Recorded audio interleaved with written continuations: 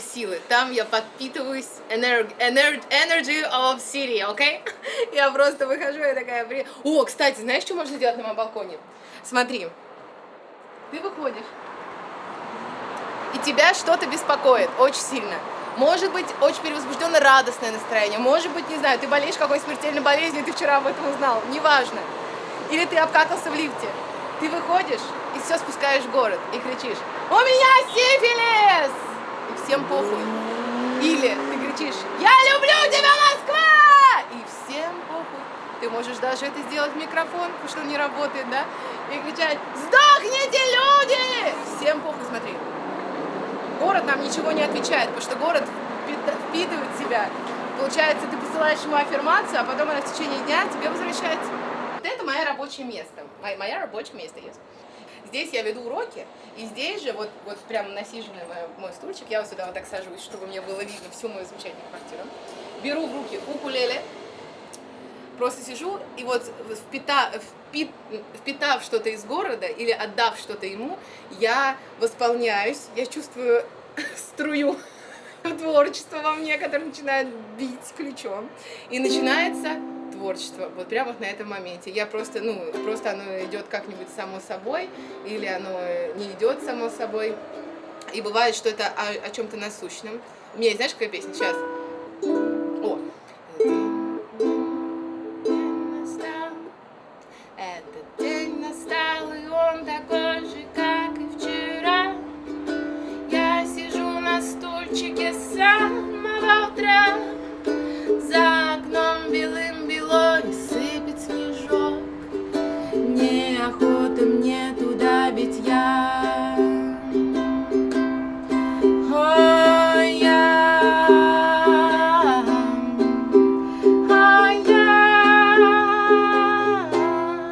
Без носок,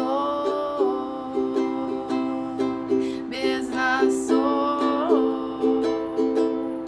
без носок, я без носок.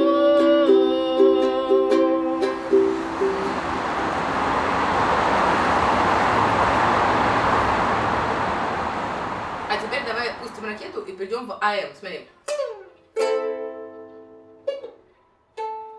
Еще разок. Супер. И сам попробуй. А теперь сделаем только одно слово. Ничего. Ничего. А заметь, послушай. На ниче у меня начинается ракета. Ничего. А на во уже АМ. Ничего. Во! Класс. Еще раз. Ничего. Да. Вот так оно так и есть.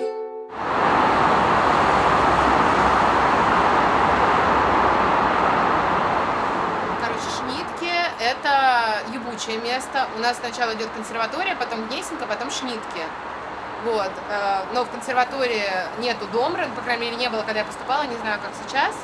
А я домристка. В Гнесинке была, но там было не очень... В Гнесинке много сильных кафедр, но народная кафедра, считается там не самая сильная. То есть прям по народникам самое лучшее — это Шнитки. Там есть, не знаю, вот прям педагогов, которые занимаются с тобой творчеством, можно прям пересчитать по пальцам одной руки. Педагогов, которые прям сидят и с тобой делают музыку, которые тебе рассказывают, почему... Вот у меня был такой преподаватель, мне повезло, и то не сначала. У меня в какой-то момент появился такой преподаватель по специальности.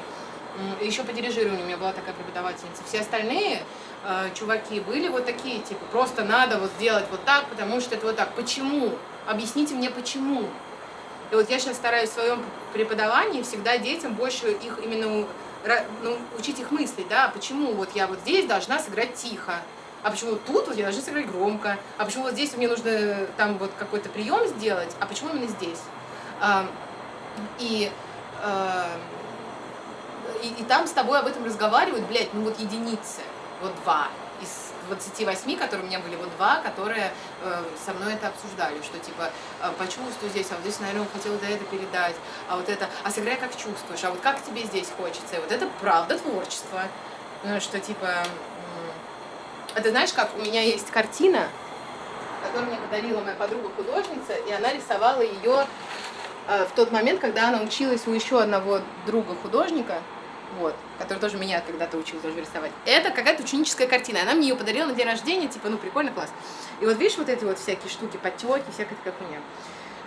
Для меня это все неведомо, то есть я не художник, да, и она мне рассказывает, как это было, что она училась рисовать, она просто вот какой-то натюрмортик, вот стоял чайник, стояли цветы, и она там аккуратненько что-то типа вводит, это масло, она там аккуратненько что-то делает, и она спрашивает вот художника, препода, зовут Никита, она такая типа, Никита, ну вот я не знаю, как вот мне надо, как-то хочется вот что-то такое.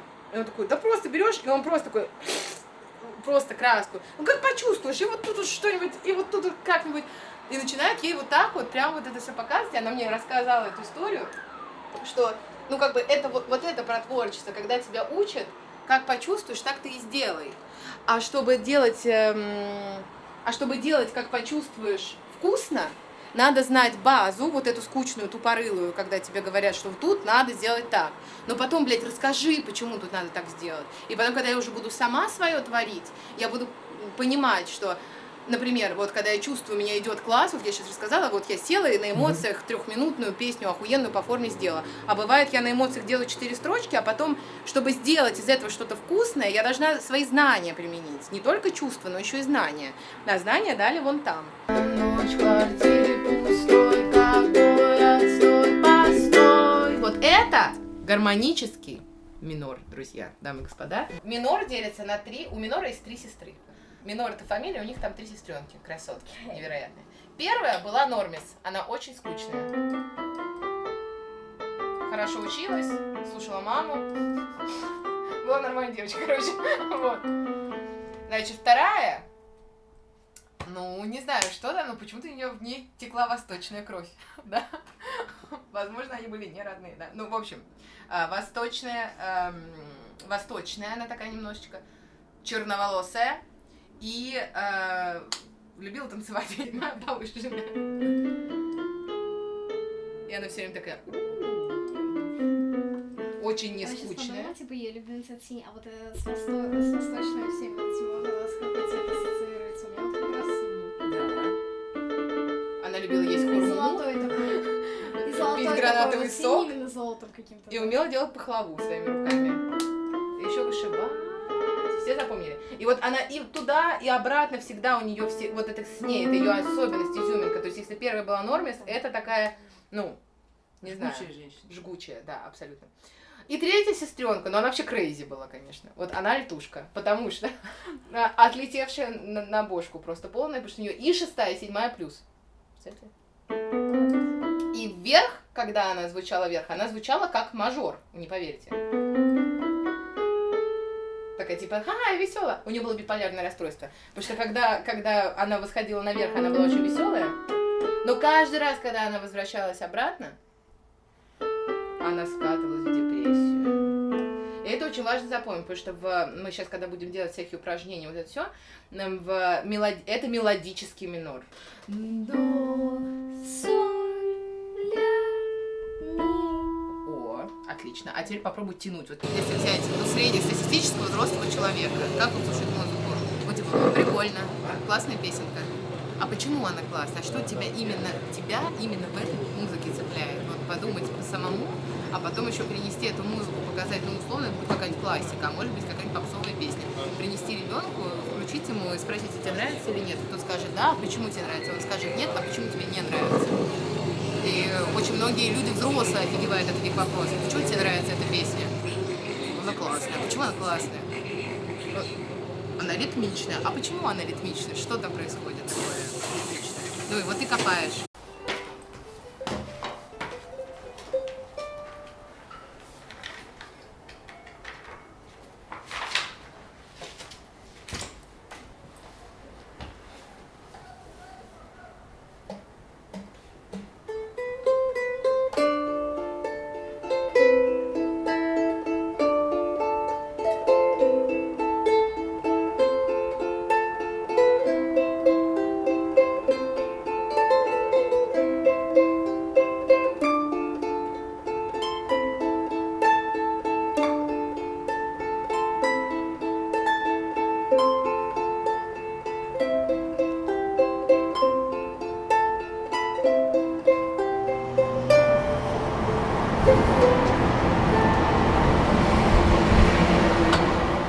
сейчас можно написать что-то межгалактически талантливое, и оно как-то где-то завирусится.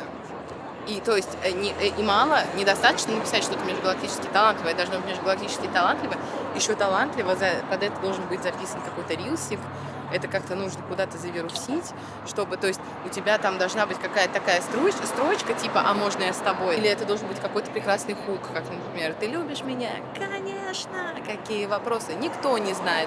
Ну окей, я расплываюсь в улыбке как дурак, как шоколадка, и больше никто не знает слов. Никто не знает куплета, никто не знает эту пизду. Мне она не нравится просто. Нет, она миленькая, но мне она не нравится. Вот, она не в моем вкусе, не в моем стиле. Вот, но, типа, она работает, ее там покупают, берут и так далее, потому что я не могу сказать, что это какой-то межгалактический талант, но это очень талантливо было продано, это очень талантливо было сделано. Вот, и это круто, я так не умею. Вот перед этим я преклоняюсь, потому что я такая, ну, окей, написала песню. Мне не нужно ничего от тебя, мне не нужно ничего, поверь. Нужно просто, чтобы нежно любя ты оставил мне цветы, поверь. Чтобы каждый божий день ты писал мне, как дела, привет. Чтобы в каждую мою мигрень меня под дверью ждал тюльпанов букет. Можно еще цис или миллион, давай ты будешь как американский шпион. Ведь что в инстаграме мне слать огонечки и присылать под дверь цветочки.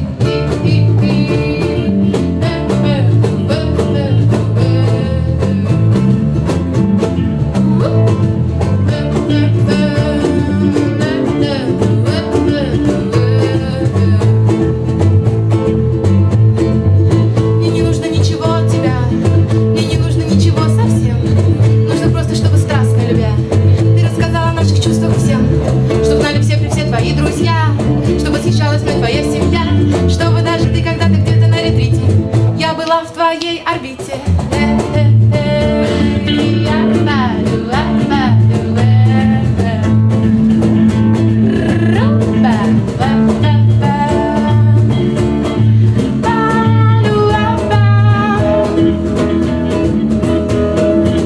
Мне не нужно ничего абсолютно от тебя, ничего, ты пойми. Нужно просто, чтобы ты прилюдно на колено сел, сказал, выходи. А потом, чтоб друзья и букеты дагестанцев, как в триолетах, чтобы снял какой-нибудь там дворец, чтоб я в белом платье наконец, чтоб набил уже со мной татуху, чтоб забыл свою бывшую старуху, чтоб подумал только обо мне, чтобы грезил ты мной во сне. Для тебя ведь это сущая малость, для меня пустяк всего-то всего, ну так, всего лишь маленькая радость. Мне не нужно от тебя ничего.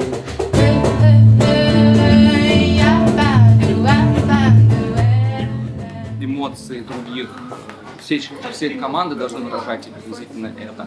Какой-то должен быть общий концепт. Тут то шутки, то не шутки, и это не выглядит ровно, а звучит что потрясающе. Я думаю, что это можно концепцию хрусти полностью убрать, то есть подвинуть ее для каких-то артистических вещей, а более хитовые, более потенциально оверольные, захватывающие людей, не знающих тебя. У тебя есть порядка, наверное, 3, может быть, там 5-6 хитово звучащих песен с вот этим надрывом с припевом. То, что я, в принципе, понимаю про музыку, что музыка в первую очередь должна мурлыкаться. То есть я когда слушаю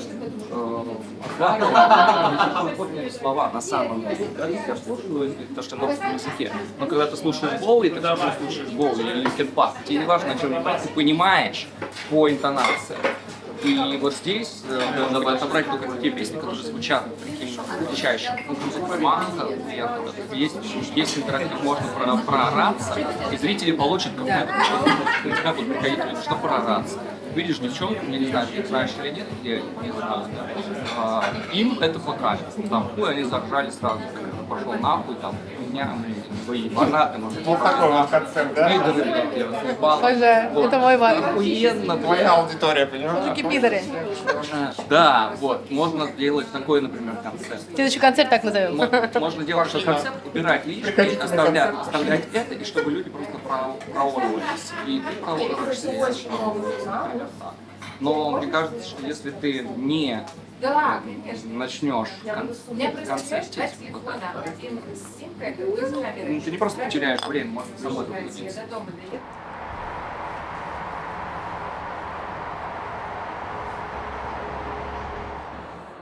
Мне нужно дальше шпаклевать. Но перед тем, как я буду шпаклевать, мне нужно загрунтовать стену, которая под плитку у нас. Оп, всё. Это такая женская тема. Тебе когда грустно, тебе хочется что-то поменять. И что ты меняешь? Ты начинаешь вот что-то красить, шпаклевать. На самом деле вся эта тема про продюсеров, это же про, правда, про утрачивание своей индивидуальности. Интереснее, чем жить. Я все время думаю, когда у меня находит суицидальная мысль, я все время думаю о том, что ну вот умру я и что? Это же так неинтересно.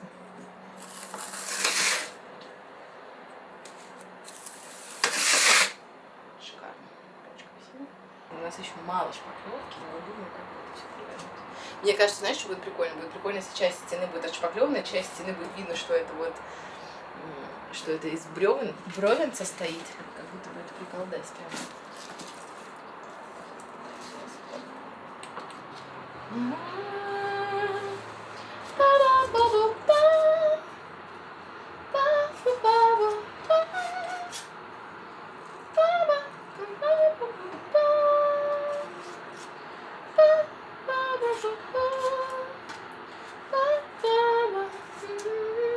Иногда бывает, вот летом, особенно когда у меня мало уроков, я такая, так, надо пойти куда-нибудь в коте устроиться, что ли. Что, в коте, понятно, все, я буду там сидеть, работать, общаться даже с людьми. Я же в целом люблю это делать, у меня это неплохо получается. Мы будут чаевые. Может, познакомиться там с каким-нибудь своим будущим мужем. Что это такое? Я не умею шпаклевать стены. Давайте признаемся просто, что у меня это не очень здорово получается, но главное не сдаваться. А у нас открывает концерт замечательная девушка по имени Полина. У Полины сегодня дебют, она играет с нами первый раз на этой сцене, поэтому я предлагаю ей очень громко похлопать, и мы начнем. Готовы?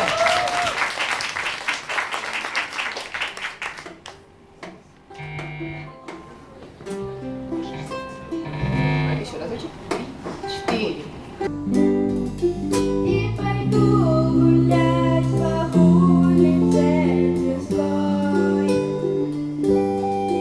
за своей большой московской сторожевой. На крыше Москвы коты полосатые и ловят звезды в усы, барбосы горбатые. Город как огромная страна, в нем машины мчатся и растут дома.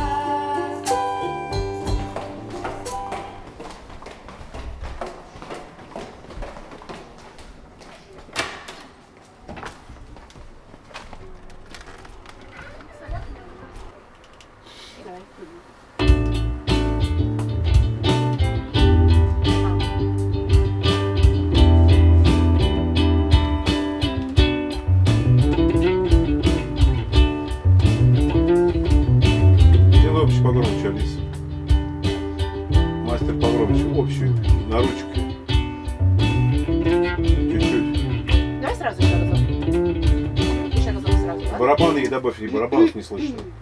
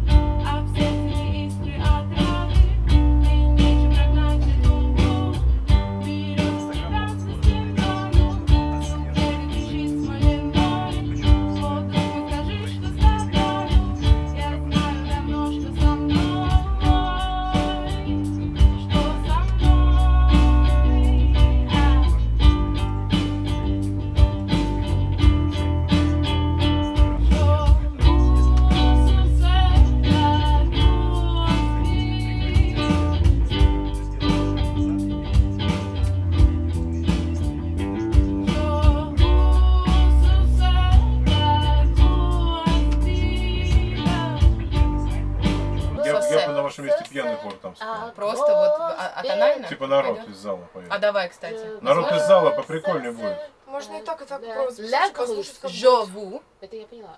sauce, Это я все поняла. ta grosse, je vous. Je veux. Ну ладно. Можно Можно попробовать записать и пьяный хор, и Ta что-то... grosse И bite. Je vous sauce, ta grosse bite. Эй. Ta grosse. Она слышна. И вот этот речитативчик такой пиздец, очень сексуально, по-моему. Немножко. И вот мне нужно где-то, вот между второй или между третьей, еще издать какой-то чудесный звук. Вот, Алинку можно брать здесь? У меня Ж, она Не-не, у меня последняя фраза, меня вообще Вообще, выпилить надо да. из последней фразы терцию этого. Вот это вот. Да, вот Мгм. это. Я еще там не попала сразу в терцию Не, сходу. там Ж, там просто, мне лично режет просто Ж. А как точно, значит, переводится? Я хочу сосать твой большой член. Алиска, ты сможешь наверху что-то спеть вот таким фальцетиком? Фраза «я люблю сосать твой большой член», она такая колючая и некрасивая. Ну, то есть «я люблю сосать твой большой член». Да, Знаешь, я вообще по-русски недавно- это... Я вообще недавно вслушалась в целом в русский язык. Я что-то сказала кому-то «хочешь?»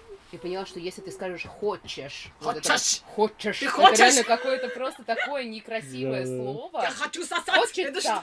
Типа хочется. Это просто какой-то пиздец. Типа I want красиво. А так Je veux. Je veux. Je veux. Красиво. Хочешь Вот эта фраза сладких вообще-то, она- апельсин. Ну, а сладких апельсинов хорошо. Нет, смотри, ну вот понимаешь, ну ладно. Ну, типа Это кто? хочешь. Полин, нормально, смотри, О. прикиньте, Хочешь. я хочу сосать. А такая колючая Сосать. фраза, она же про любовь. Живу сосать. Ну, конечно. Красиво. Привет, Пупси. Привет, Полиночка.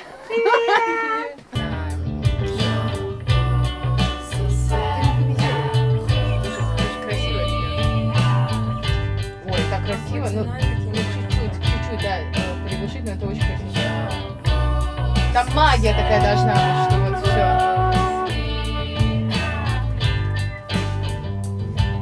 Так-то тяжелый, жесткий. А со мной чуваки хотели и контракт уже заключать.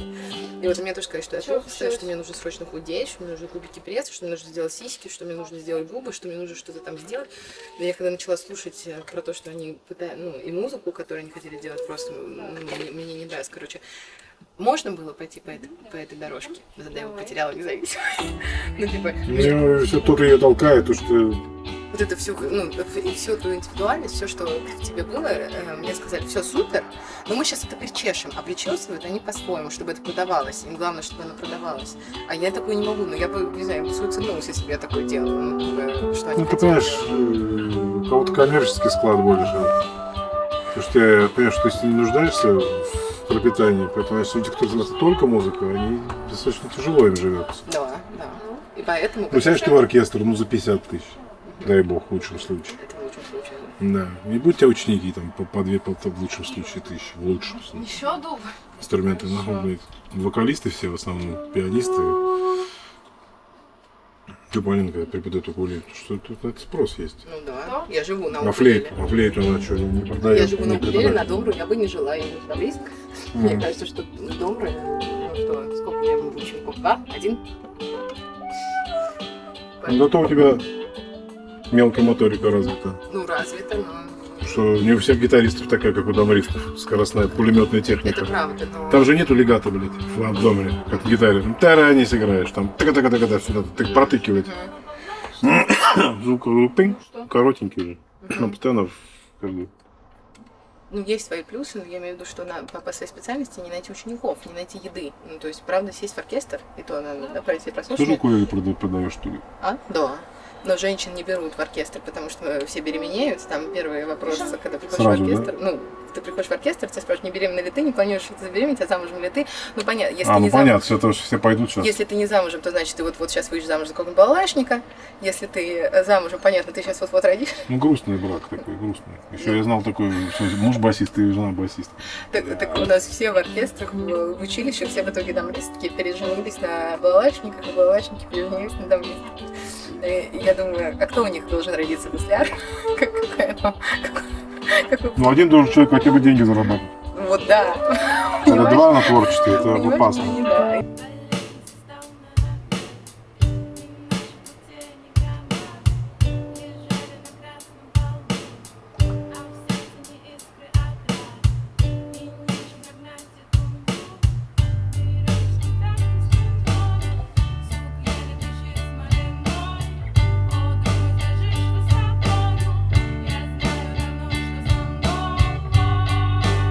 накал, молодцы.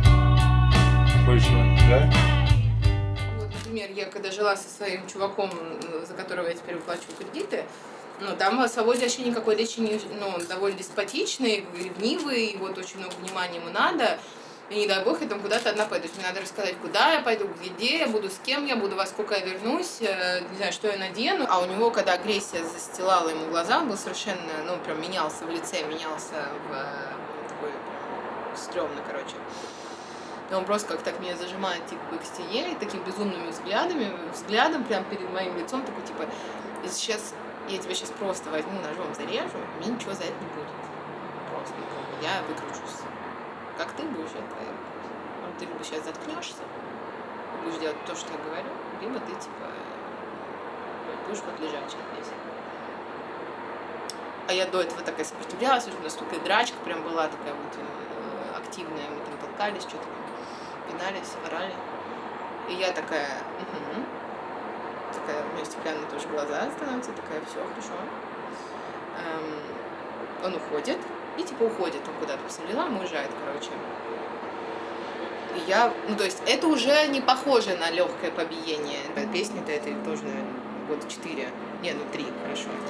Вот, он мне позвонил и такой, удали. Ты что меня позоришь, удали?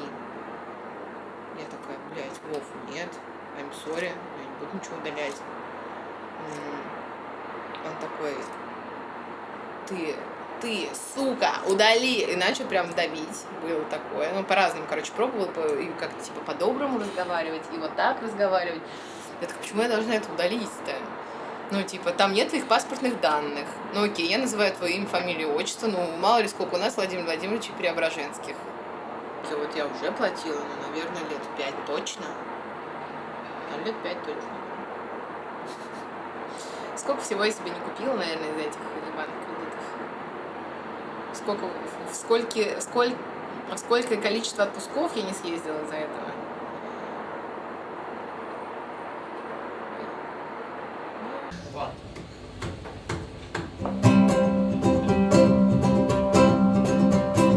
Ты мне говорил, что будет классно, и не стоит переживать, а потом сказал, что безопасно для тебя кредиты брать, для тебя кредиты брать.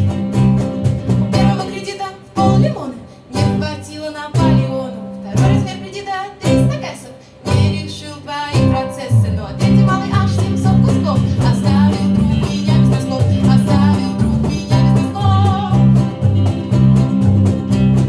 Ты мне говорил, что все вернешь, и я вообще не вспомню об этом. Но что-то почему-то ты долго ждешь. Могло бы это стать браткиным сюжетом, могло бы это стать браткиным сюжетом. Ну а теперь ты, милый друг, сменил телефон, ты не открываешь мне домофон. У меня для вас, девчата, есть один совет: не живите с мудаком целых долгих 5 лет. Не живите с мудаком целых долгих 5 лет. Не живите с мудаком вы целых долгих 5 лет. Раз, два, три, есть.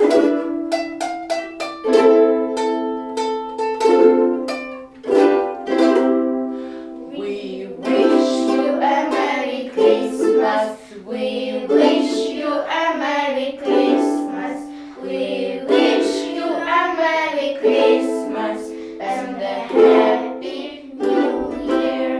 По 3 раза. Good. Tidings we bring to you and your king. Good tidings for Christmas and a Happy New Year. Останавливаемся. У нас начинается рубрика «Сдача партии». Каждый играет по одному.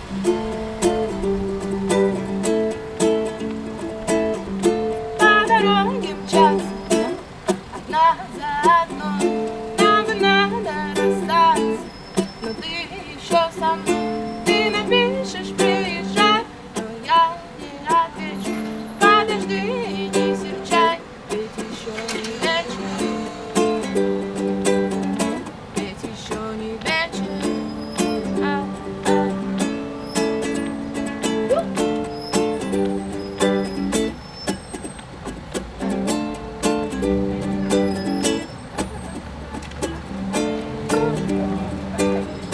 А надо, короче, что-то делать. А если думать, что это все от меня не зависит, то тогда, правда, нет смысла жить. Я хочу детей и быть звездой. Сложно. Ну, возможно. Я уверена. Не продать в плане продаться, прогнуться и типа такая, ну ладно, вы хотите силиконовую хуйню, я буду силиконовую хуйню. Нет. А в плане именно вот то, что есть, мое честное творчество, не меркантильно-коммерческое, а вот честное творчество продать, отдать этому миру. За деньги, за медийность, за популярность, за... чтобы люди видели хорошую музыку, чтобы люди видели хорошую музыку, чтобы люди видели какую-то хорошую, человеческую, честную энергетику, какую-то красоту, да, я не про внешность, а вот про какую-то глубину, про что типа вот так это хорошо. Понятно, что это не лучшее, что есть на свете, но это хорошо, и я могу это дать. Но я не хочу это профукать, блядь, понимаешь? И мне стало вот за это страшно, что...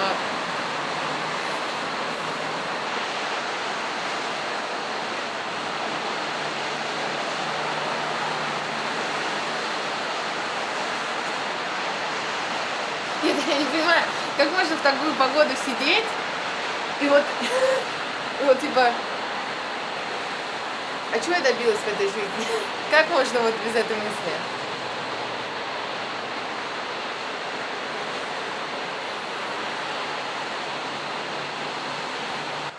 Думаешь, насколько я ущербна, насколько я жалкая, насколько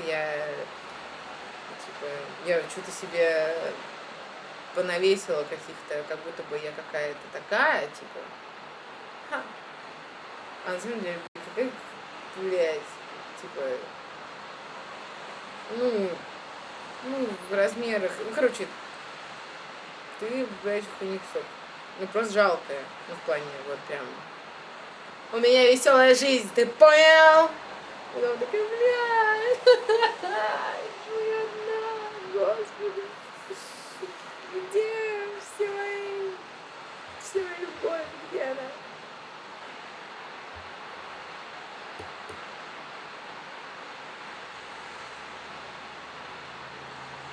Интроверт. Ой, не знаю, мне кажется, что пошли все нахуй.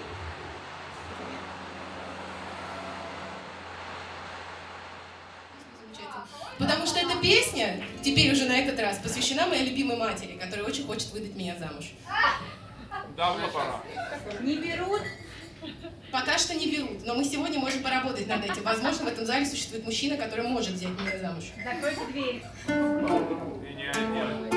Так, мужики, у нас есть шляпа, а в ней жребий. Не весло с мужиками, последний был ни о чем.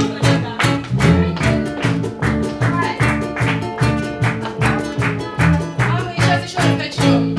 Ей не весло с мужиками, последний был ни о чем.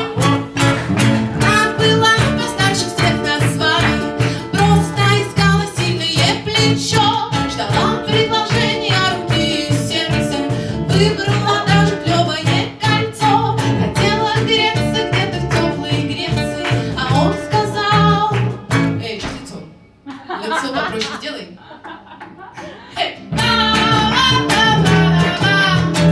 Моя мама была права. Ой-ой-ой-ой-ой-ой.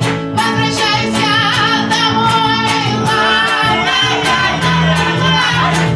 А мамуля была права. Ой-ой-ой-ой-ой-ой. Не повезло мне жить с тобой.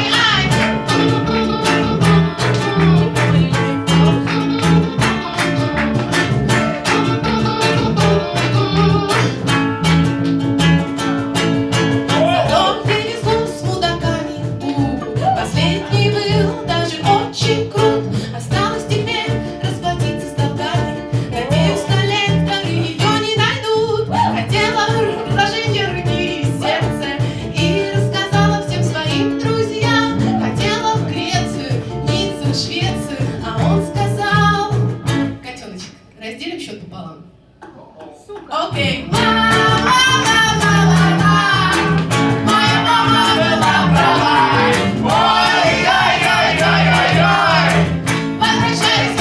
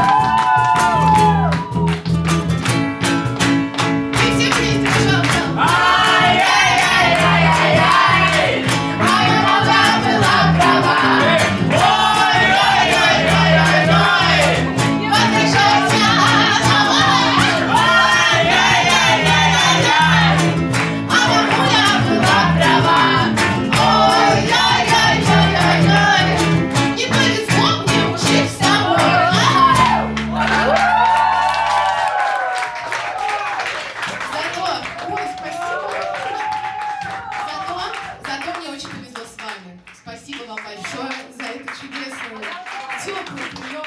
Я вас всех люблю. Жду на следующих концертах. I don't know. Слушайте Елизаветку во всех музыкальных площадках. Подписывайтесь на меня в Инстаграм, Телеграм, Фейсбук, ВКонтакте. Ну что вот это вот YouTube. Ну вот эти все замечательные. Все. А Фьюри у тебя трансляция.